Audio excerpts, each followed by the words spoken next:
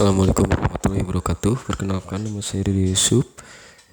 Di sini saya akan sedikit menjelaskan tentang pengembangan sistem evaluasi pembelajaran PAI. Mengapa pengembangan sistem evaluasi pembelajaran yang efektif sangat penting? Karena memiliki beberapa alasan sebagai berikut. Yang pertama, untuk memastikan pencapaian tujuan pembelajaran.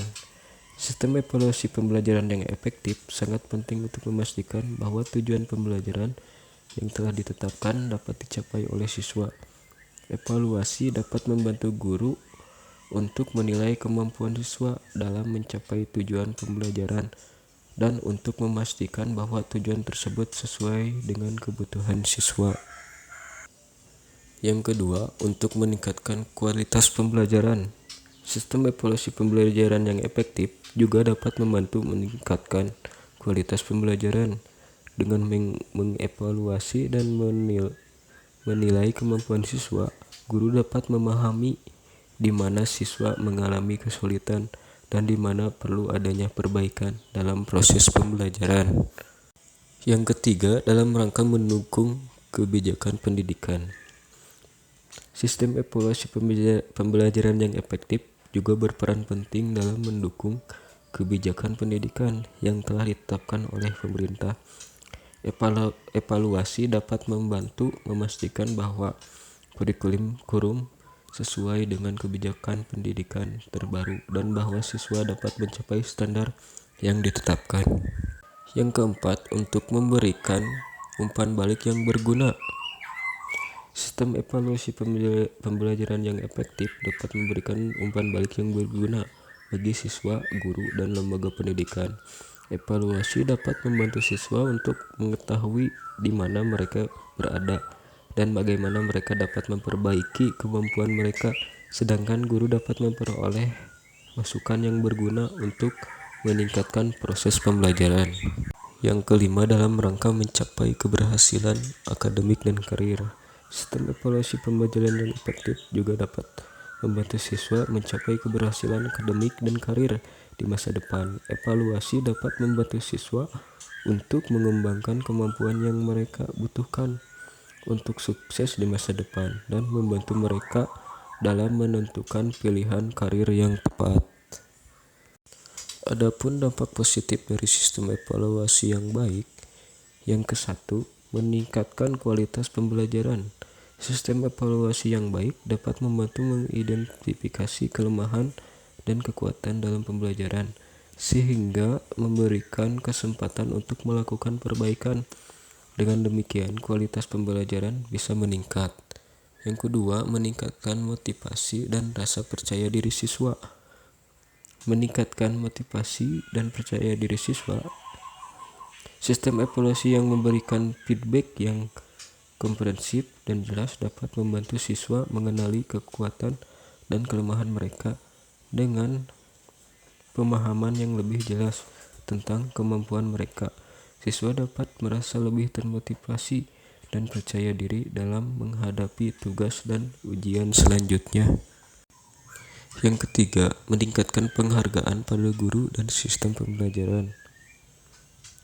Sistem evaluasi yang baik dapat membantu mengenali kinerja guru dan sistem pembelajaran secara keseluruhan.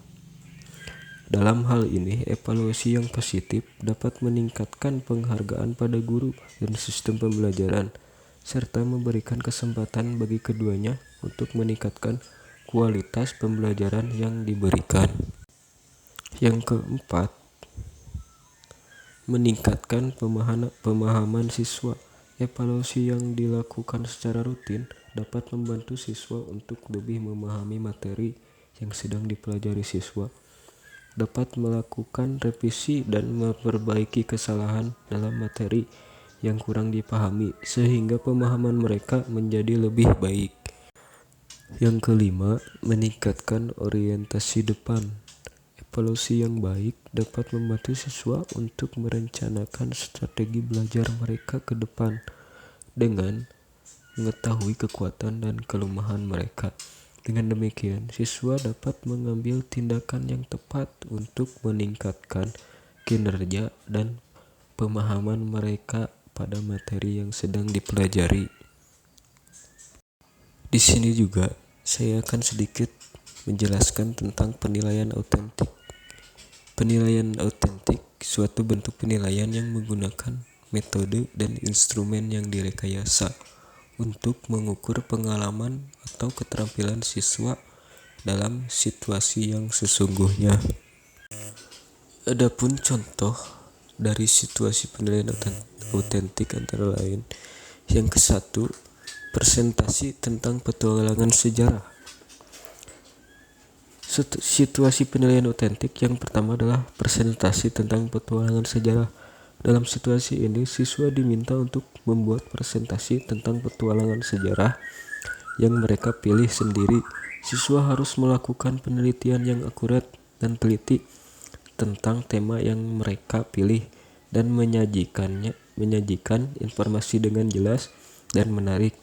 Penilaian dalam situasi ini tidak hanya mencakup kemampuan siswa untuk menyajikan informasi dengan tepat, tetapi juga kemampuan untuk mengorganisir informasi mereka dan berbicara dengan jelas.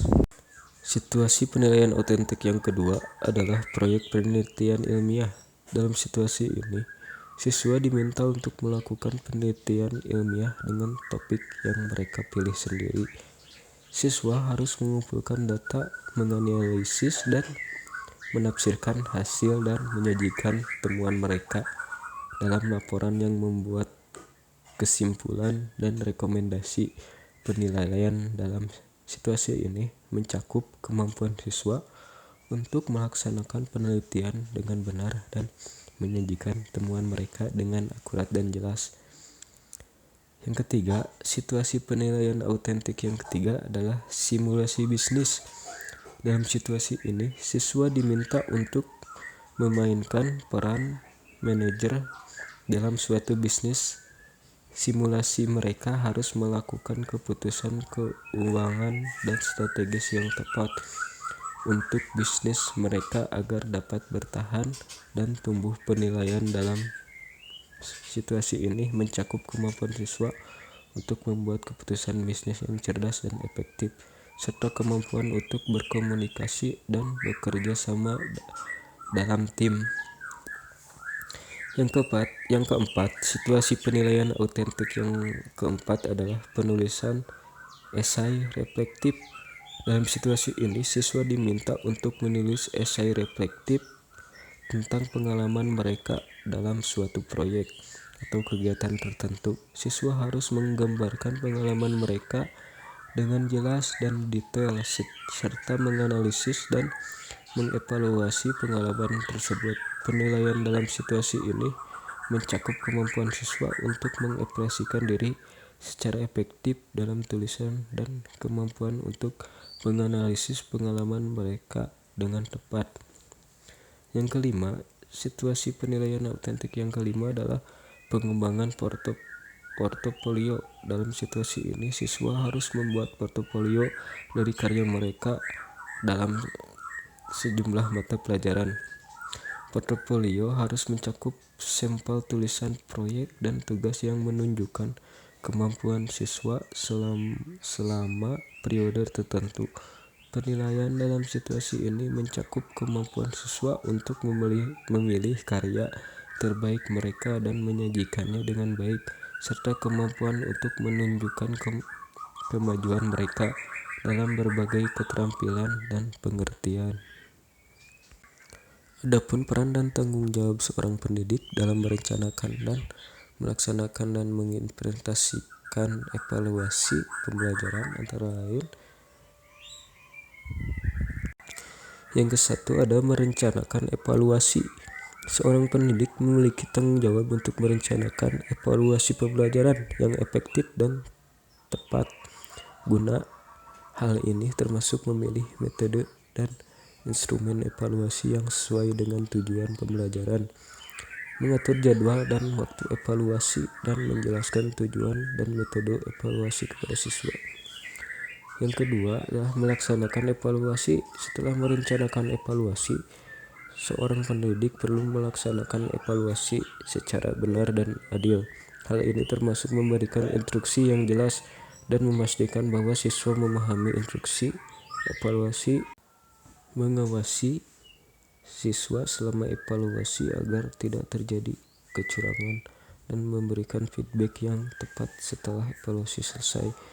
Yang ketiga, menginterpretasikan hasil evaluasi. Setelah evaluasi selesai, seorang pendidik perlu menginterpretasikan hasil evaluasi dengan cermat dan objektif. Hal ini termasuk menganalisis data evaluasi, mengidentifikasi kekuatan dan kelemahan siswa, dan membandingkan hasil evaluasi dengan tujuan pembelajaran yang telah ditetapkan.